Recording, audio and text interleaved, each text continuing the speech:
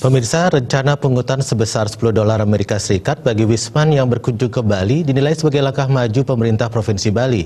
Namun pelaksanaannya diharapkan harus transparan dan profesional, sebagaimana diungkapkan praktisi pariwisata Rami Adnyana. Nah, ini adalah ide yang sangat bagus.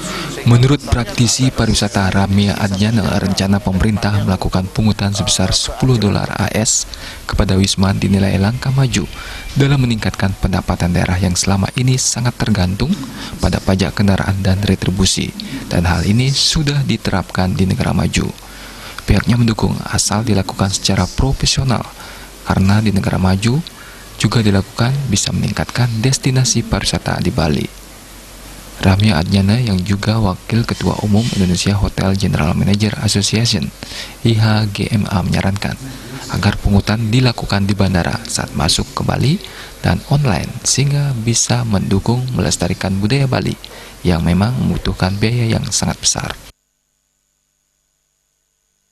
Yakin bahwa hal ini akan meningkatkan kualitas daripada destinasi Bali.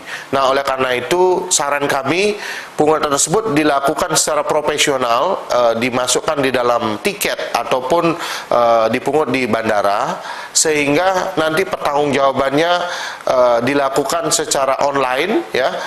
Masyarakat dan wisatawan itu bisa mengakses informasi terkait dengan pungutan tersebut. Nah, ini adalah ide yang sangat bagus sehingga kelestarian adat dan budaya Bali bisa terjaga ke depannya untuk keajekan Bali serta destinasi Bali yang lebih baik.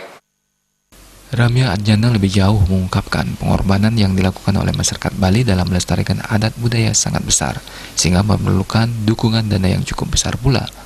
Rencana pemberlakuan pungutan sebesar $10 AS bagi wisatawan mancanegara Wisman yang berkunjung ke Bali dianggap positif. Namun ia menegaskan, pungutan itu harus dibarengi dengan perbaikan infrastruktur dan penciptaan daya tarik wisata DTW baru, sehingga turis merasa nyaman selama berada di Bali. Agus Sudiatmiko, Bali TV.